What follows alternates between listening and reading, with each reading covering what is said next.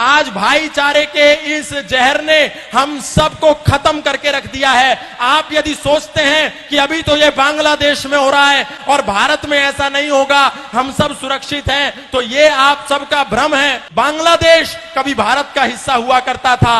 1971 में जब बांग्लादेश में भुखमरी हुई, जब बांग्लादेश भारत से अलग हुआ, वहां पर रोटी नहीं थी। मुसलमान वहां के 2-2 रोटी के लिए मोहताज हो रहे थे। तो ढाका में जो इस्कॉन मंदिर था, वहां के पुजारियों ने, इस्कॉन के लोगों ने न्यूयॉर्क में अपने कार्यक्रम करके कई लाख मिलियन डॉलर रुपया इकट्ठा किया और वहां बांग्लादेश में ला करके मुस्लिम जो वहां के वासी थे उनको खाना खिलाया। लेकिन जब विद्रोह हुआ तो सबसे पहले इस्कॉन मंदिर को टारगेट बनाया गया और जगन्नाथ की मूर्तियों में आग लगा दी गई, मंदिरों में आग लगा दी गई, सारे पुजारियों को, सारे इस्कॉन के लोगों को जला करके जिंदा राख कर दिया गया। बांग्लादेश में जितने भी वो दंगाई थे आए और देखा कि ये हिंदू है, इसीलिए उनकी दुकानों में, उनके घरों में, उनके आशियानों में आग लगा दी गई। और हमको ऐसा लगता है कि हमारे भाई हैं। गाय को काट करके रोटी के साथ खाने वाले और गाय को अपने घर में बनी पहली रोटी देने वाले कभी भी भाई नहीं हो सकते, कभी भाई नहीं हो सकते। इसलिए ये झूठी दोस्ती और झूठा भाईचारा छोड़िए। यदि ये झूठा भाईचारा हमने नहीं छोड़ा तो भाई हमको चारा बना करके खा जाएगा और हमको पता भी नहीं चलेगा। अरे हम ही तो कह रहे हैं सर्वे भवन्तु सुखिनः, सर्वे सन्तु निरामया, सर्वे भद्राणि पश्यन्तु मा कश्चित् दुःख भाग् भवेत्। हमारे मंदिरों से ही तो आवाज आती है, इंद्रम वर्धन्तु अप्तुरः कृण्वन्तो विश्वमार्यम अपाघ्नन्तो रावणा। लेकिन आपको ऐसा लगता है कि जैसे ये सनातन धर्म के मंच संपूर्ण विश्व के कल्याण की मांग करते हैं, शायद उनकी मस्जिदों से, शायद उनके मदरसों से भी इसी कल्याण की मांग की जाती होगी। क्योंकि आपको समझ में नहीं आता, जो दिन में 5 समय आवाज आती है, ला इलाहा इल्लल्लाह मुहम्मद रसूलुल्लाह अशहदु अल्ला इलाहा इल्लल्लाह हुवा अशहदु अन मुहम्मदन अब्दुहु व रसूलुहु। उसका मतलब क्या है? इसका मतलब है कि इस दुनिया में अल्लाह के सिवा कोई इबादत करने योग्य नहीं है और मोहम्मद के सिवा उसका कोई रसूल नहीं है। इसीलिए यदि हम अल्लाह के सिवा यदि किसी की पूजा करते हैं तो हम काफिर हैं, हम मुशरिक हैं, हम नापाक हैं और हम वाजिबुल कत्ल हैं। यदि कोई दिखे जो अल्लाह के सिवा किसी की इबादत करता हो तो उसका कत्ल कर दो, उसका प्रतिकार करो, उस पर पत्थर बरसाओ। और यही होता है जब मर्यादा पुरुषोत्तम श्री राम की शोभा यात्रा लेकर के हम सड़कों से निकलते हैं तो अचानक से मस्जिदों के ऊपर से पत्थरबारी होने लगती है, ऊपर से कांच की बोतलें फेंक दी जाती हैं। इसका तात्पर्य क्या है? हमको लगता है अचानक कैसे हुआ? अचानक नहीं हुआ, आपको तो दिन में 5 बार चेतावनी दी जा रही थी, आप ही नहीं सुन रहे थे।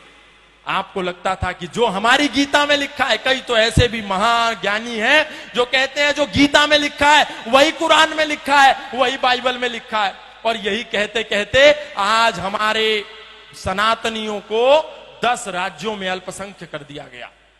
हमारे दिल्ली से 100 किलोमीटर भी दूर नहीं है नूह और मेवात, वहां लोगों की दुकानों को नाम देख देख करके आग के सुपुर्द कर दिया गया, आग लगा दी गई पूरे मोहल्ले में। और ये आगजनी जो आज बांग्लादेश में हो रही है, ऐसी आगजनी प्रत्येक दिन भारत के कई राज्यों में होती है, लेकिन हम सो रहे हैं। हम जय जय श्री राम, जय जय श्री राधे, जय जय श्री कृष्णा के नारे लगाते हैं, लेकिन कभी नहीं देखते कि मर्यादा पुरुषोत्तम श्री राम ने एक महिला के सम्मान के लिए 7 समुंदर पार जाकर के दुनिया का सबसे बड़ा सेतु बना करके 50 किलोमीटर का सेतु बांध करके उस अत्याचारी, उस पापी को मारा। मतलब ये हम सीखते नहीं, केवल सिया राम जय राम जय जय राम और कहानी खत्म, बस।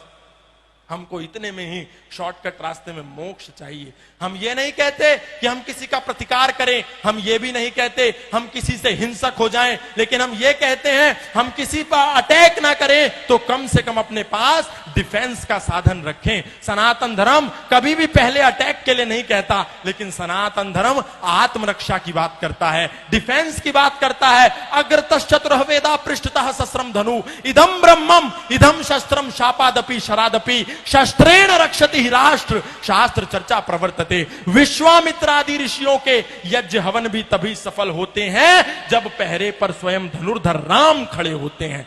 यदि हमारे पास शस्त्र और शास्त्र नहीं होगा तो हमारा कल्याण 10 सालों में हो जाएगा, ये आप मान करके चलिए। आज सनातनियों ने अपने शस्त्रों को भी कोने में फेंक दिया और शास्त्रों में भी दूर हो गए, बोले बस इनको तो लाल कपड़े में रखेगा। नहीं, राम वही जो मर्यादाओं की परिभाषा बने रहे, राम वही जो भारत भू की अंतिम आशा बने रहे। अरे जिसने राजमहल के वैभव को सन्यासी बना दिया, जिसने खुद को राजा से हंसकर वनवासी बना दिया, माना उसकी जन्मभूमि मुद्दे पर हर काम जरूरी है, मगर अयोध्या से पहले हर दिल में राम जरूरी है, मगर अयोध्या से पहले। इसलिए संकल्प लेकर के कहिए कि आज के बाद हम जातिवाद नहीं करेंगे। जातिवाद को नहीं छोड़ा तो वही हाल होगा जो बांग्लादेश में हुआ। किसी ने जाकर के नहीं पूछा कि तुम ब्राह्मण हो क्या, तुम जाट हो क्या, तुम गुजर हो क्या, तुम मणिया हो क्या, तुम मारवाड़ी हो क्या, तुम तेली हो क्या, तुम धोबी हो क्या। बांग्लादेश में जितने भी वो दंगाई थे आए और देखा कि ये हिंदू है, फिर वो चाहे जाट था, चाहे गुजर था, चाहे इस्कॉन का था, चाहे आर्यों का था, चाहे राधा स्वामी था, चाहे निरंकारी था, उसने देखा कि ये हिंदू था। इसीलिए उनकी दुकानों में, उनके घरों में, उनके आशियानों में आग लगा दी गई। इसीलिए कुछ दिन के लिए इस जातिवाद के जहर से बाहर निकलिए और एक होकर के सब लोग ओम ध्वज के नीचे आ जाइए। तो एक होकर के ओम ध्वज के नीचे तभी काम बनेगा, क्योंकि वो सब चांद सितारे के नीचे हैं। चाहे बरेलवी हो, चाहे अहमदिया हो, चाहे मोहम्मदी हो, चाहे कुरैशी हो,